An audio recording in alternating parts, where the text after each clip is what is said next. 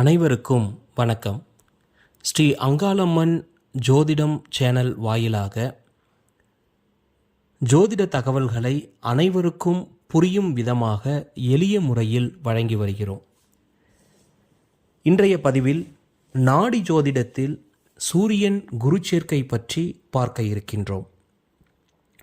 நாம் சென்ற பதிவில் சூரியனின் காரகத்துவங்களை பற்றி பார்த்தோம். அதாவது சூரியன் என்பது தந்தை, மூத்த மகன், அரசாங்கம், அரசியல்வாதி, ஆண் வாரிசு ஆகிய காரகத்துவங்களை உள்ளடக்கியது.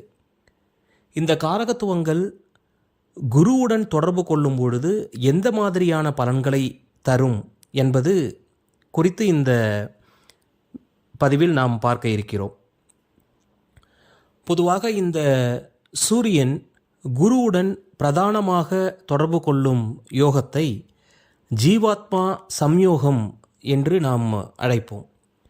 அதாவது ஆத்மா என்ற சூரியனுடன் குரு என்ற சுபக்கோள் கூடுவதால் அவர் பாரம்பரியமிக்க ஆத்மாவாக இந்த உலகத்தில் வாழ்வார். அதாவது அவருடைய தந்தை உயர்ந்த அந்தஸ்து உடையவராக இருப்பார், பாரம்பரியமிக்க நபராக இருப்பார், மத நம்பிக்கை உடையவராக இருப்பார். அவருடைய தந்தைக்கும் ஜாதகருக்கும் ஒரு சுமூக உறவு இருக்கும். ஜாதகருக்கு தந்தை வழி சொத்துக்கள் கிடைக்கும். தந்தை வழி சொத்துக்கள் மூலம் அவருக்கு ஒரு நல்ல வருமானம் கிடைக்கக்கூடியதாக இருக்கும். இவை அனைத்தும் குரு சூரியன் பிரதானமாக ஈடுபடும் பொழுது அந்த ஜாதகர் அனுபவிக்கக்கூடிய பலன்கள். இந்த குரு உடன் சேர்ந்து ராகு உபகோளாக வரும்பொழுது அவர் மிகுந்த பொருளாதார உயர்வு மிக்கவராக இருப்பார், அந்நிய தேசத்தில் வாழக்கூடியவராக இருப்பார். சூரியன் குருவுடன் சேர்ந்து செவ்வாய் உபகோளாக வரும்பொழுது சொத்துக்கள், நிலங்களை உடையவராக இருப்பார். கண்டிப்புடன் சேர்த்து அவரது குடும்பத்தை பாதுகாப்பாக வைத்துக் கொள்பவராக அவர் இருப்பார்.